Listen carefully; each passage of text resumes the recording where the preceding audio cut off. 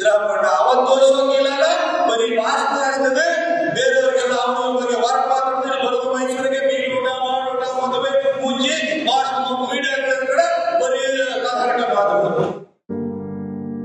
S, Congress ತುರ್ತು ಪರಿಸ್ಥಿತಿ ಏರಿದ್ವೇಕೆ ಇದರಿಂದ ದೇಶಕ್ಕಾದ ಲಾಭಕ್ಕಿಂತ ಅಂದಿನ ಪ್ರಧಾನಿ ಇಂದಿರಾ ಗಾಂಧಿ ಮತ್ತು ಅವರ ಕುಟುಂಬಕ್ಕಾದ ಲಾಭಗಳೇ ಜಾಸ್ತಿ. ಈ ಕರಾಳ ದಿನಗಳನ್ನ ಇತಿಹಾಸ ಎಂದೂ ಮರೆಯುವುದಿಲ್ಲ ಅಂತ ಅಭಿಪ್ರಾಯಗಳು ವ್ಯಕ್ತವಾದವು. ಮೈಸೂರು ಜಿಲ್ಲಾ ಬಿಜೆಪಿ ಗ್ರಾಮಾಂತರ ಘಟಕದಿಂದ ನಂಜನಗೂಡು ತಾಲೂಕಿನ 16 ಗ್ರಾಮದಲ್ಲಿ ತುರ್ತು ಪರಿಸ್ಥಿತಿ ಏರಿದ ಕಾಂಗ್ರೆಸ್ ಕರಾಳ ಇತಿಹಾಸಕ್ಕೆ 50 ವರ್ಷ ಎಂಬ ವಿಚಾರ ಸಂಕಿರಣವನ್ನ ಶನಿವಾರ ಆಯೋಜಿಸಲಾಗಿತ್ತು.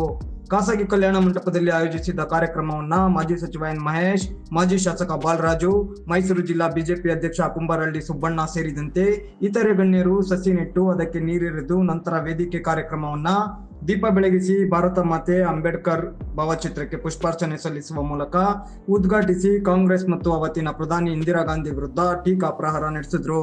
ಮುಖ್ಯ ಭಾಷಣಕಾರರಾಗಿ ಮಾತುಗಳನ್ನಾಡಿದ ಮಾಜಿ ಸಚಿವ ಎನ್ ಮಹೇಶ್, ತುರ್ತು ಪರಿಸ್ಥಿತಿಗೆ 50 ವರ್ಷ ತುಂಬುತ್ತಾ ಇದೆ. ಅವತ್ತಿನ ಪ್ರಧಾನಿ ಇಂದಿರಾ ಗಾಂಧಿ ಹೇರಿದ ಈ ತುರ್ತು ಪರಿಸ್ಥಿತಿಯಿಂದ ದೇಶಕ್ಕೆ ಲಾಭ ಆಗಲಿಲ್ಲ, ಬದಲಾಗಿ ಅವರಿಗೆ ಮತ್ತು ಅವರ ಕುಟುಂಬಕ್ಕೆ ಸಾಕಷ್ಟು ಲಾಭಗಳಾದವು. ಅಧಿಕಾರದ ದಾಹ ಅನ್ನೋದು ಇಂದಿರಾ ಗಾಂಧಿಯಿಂದ ಹಿಡಿದು ಈಗಿನ ರಾಹುಲ್ ಗಾಂಧಿವರೆಗೂ ಇದೆ. ಅವರ ಡಿಎನ್ಎಯಲ್ಲಿ ಇದು ಹುಟ್ಟಿದಾಗಿನಿಂದ ಬಂದಿದೆ. ಅಧಿಕಾರದ ಆಸೆಗಾಗಿ ತುರ್ತು ಪರಿಸ್ಥಿತಿ ಏರಿಕೆ ಮಾಡಿದರ ಹಿಂದೆ ದೊಡ್ಡ ಷಡ್ಯಂತ್ರ ಅಡಗಿದೆ ಅಂತ ಟೀಕಾ ಪ್ರಹಾರ ನಡೆಸಿದ್ರು.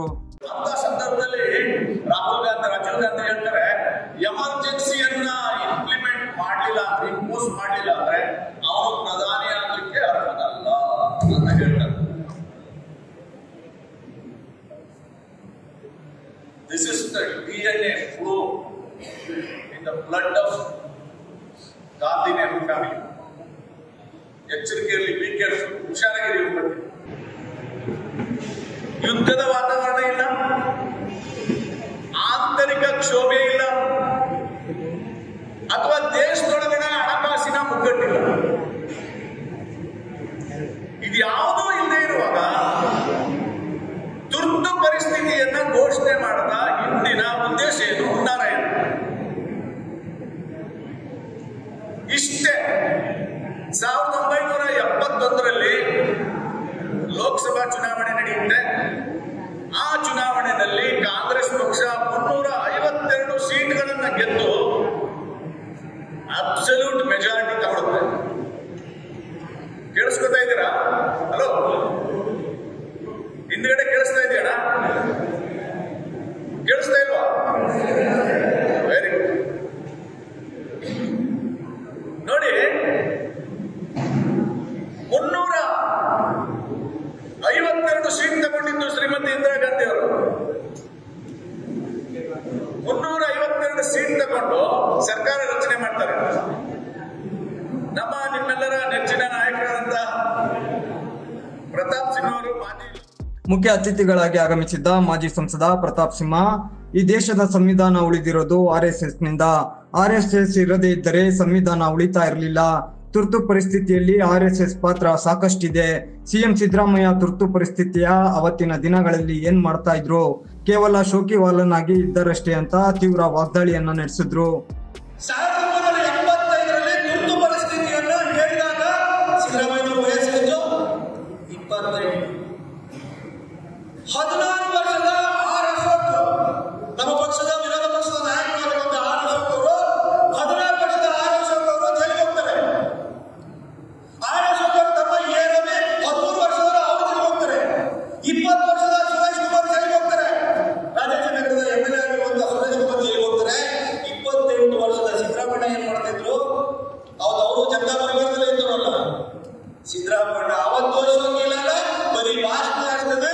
ಬೇರೆಯವರಿಗೆಲ್ಲ ಅವನ ಬಗ್ಗೆ ವರ್ಕ್ ಮಾತಾಡ್ತಾರೆ. ಬರೋದು ಮೈಸೂರಿಗೆ ಬೀಗಿ ಊಟ ಮಾಡೋಟ ಮದುವೆ ಪೂಜೆ ಭಾಷಣ ವಿಡಿಯೋ ಕಡೆ ಬರೀ ಕರ್ನಾಟಕ ಮಾತಾಡೋದು. ಅವತ್ತು ಏನ್ ಮಾಡಿದ್ರು ಸಿದ್ದರಾಮಯ್ಯ? ಇವತ್ತು ಕಾನ್ಸ್ಟಿಟ್ಯೂಷನ್ ಬಗ್ಗೆ ಅಂಬೇಡ್ಕರ್ ಅವರು ಬರೆದಂತ ಕಾನ್ಸ್ಟಿಟ್ಯೂಷನ್ ಬಲಿ ತೆಗೆದುಕೊಂಡಂತ ಸಂದರ್ಭದಲ್ಲಿ ಸಿದ್ದರಾಮಯ್ಯ ಏನ್ ಮಾಡ್ತಿದ್ರು? ಇದನ್ನ ನಾವು ನೆನಪು ಮಾಡಿಕೊಳ್ಬೇಕು ಬಂಧುಗಳೇ. ಇವ್ರ ಕೊಡುಗೆ ಏನಿಲ್ಲ. ಇವತ್ತು ಅಂಬೇಡ್ಕರ್ ಅವರು ಬರೆದಿರುವಂತಹ ಕಾನ್ಸ್ಟಿಟ್ಯೂಷನ್ ಮರುಸ್ಥಾಪನೆ ಮಾಡಲಿಕ್ಕೆ ಸಂಘ ಪರಿವಾರದ ದೊಡ್ಡ ಹೋರಾಟ ಇದೆ ಅನ್ನೋದನ್ನ ನಾವು ಕೃತಜ್ಞತಾ ಭಾವದಿಂದ ನೆನಪು ಮಾಡಿಕೊಂಡು ನಮ್ಮನ್ನೆಲ್ಲ ಹೋಗಿ ಎಲ್ಲೋ ಒಂದು ಕಟ್ಟೆ ಹತ್ತಿರನೋ ಕಾಫಿ ಕುಡಿ ಹತ್ತಿರನೋ ಎಲ್ಲೋ ಒಂದು ಕಡೆ ಕೇಳ್ತಿರಲ್ಲ, RSS ಕೊಡುಗೆ ಏನು ಅಂತ ಹೇಳ್ಬಿಟ್ಟು ಇವತ್ತು ಬಾಬಾ ಸಾಹೇಬ್ ಅಂಬೇಡ್ಕರ್ ಬರೆದಿರುವಂತಹ ಸಂವಿಧಾನ ಮತ್ತೆ 1978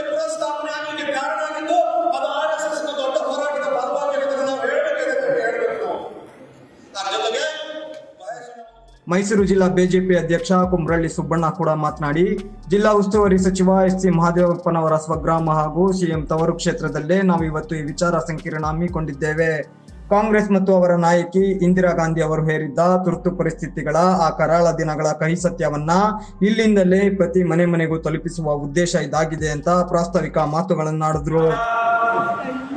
16 ಗ್ರಾಮದಲ್ಲಿ 16 ಯದುವರನ ಗ್ರಾಮ.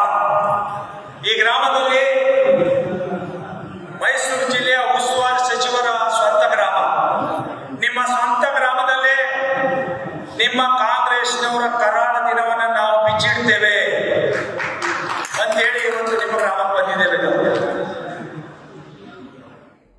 ಇದೇ ಸಂದರ್ಭ ತುರ್ತು ಪರಿಸ್ಥಿತಿಯ ಅವತ್ತಿನ ದಿನಗಳಲ್ಲಿ ಜೈಲು ವಾಸ ಅನುಭವಿಸಿದ್ದ ಹಲವರನ್ನ ಶಾಲೆ ಓದಿಸಿ ಮಾಲಾರ್ಪಣೆ ಮಾಡಿ ನೆನಪಿನ ಕಾಣಿಕೆ ನೀಡಿ ವೇದಿಕೆಯಲ್ಲಿ ಸನ್ಮಾನಿಸಲಾಯಿತು. ಕಾರ್ಯಕ್ರಮದಲ್ಲಿ ಮಾಜಿ ಶಾಸಕರಾದ ಬಾಲರಾಜು, ಹರ್ಷವರ್ಧನ್, ಕಾಂಪೋಸ್ಟ್ ನಿಗಮದ ಮಾಜಿ ಅಧ್ಯಕ್ಷ ಎಸ್. ಮಹದೇವಯ್ಯ, ರಾಜ್ಯ ಖಾದಿ ಗ್ರಾಮೋದ್ಯೋಗ ಮಂಡಳಿ ಮಾಜಿ ಅಧ್ಯಕ್ಷ ಕೃಷ್ಣಪ್ಪ ಗೌಡ, ಜಿಲ್ಲಾ ಬಿಜೆಪಿ ಗ್ರಾಮಾಂತರ ಮಾಜಿ ಅಧ್ಯಕ್ಷೆ ಮಂಗಳಾ ಸೋಮಶೇಖರ್, ಮಂಡಲ ಅಧ್ಯಕ್ಷ ಮಹದೇವಸ್ವಾಮಿ, ಜಿಲ್ಲಾ ಪಂಚಾಯತ್ ಮಾಜಿ ಸದಸ್ಯ ಗುರುಸ್ವಾಮಿ, ಎಂಡಿಸಿಸಿ ಬ್ಯಾಂಕ್ ನಿರ್ದೇಶಕರಾದ ಸದಾನಂದ, ಜಿಲ್ಲಾ ಪ್ರಧಾನ ಕಾರ್ಯದರ್ಶಿ ಬಾಳ್ಚಂದ್ರು, ಮಹಿಳಾ ಮೋರ್ಚಾದ ಪ್ರಫುಲ್ಲ ಮಲ್ಲಾಡಿ, ಹಿರಿಯ ಮುಖಂಡರಾದ ಪುಟ್ಬುದ್ದಿ ಸೇರಿದಂತೆ ಇತರೆ ಮುಖಂಡರು ಮತ್ತು ನೂರಾರು ಕಾರ್ಯಕರ್ತರು ಉಪಸ್ಥಿತರಿದ್ದರು.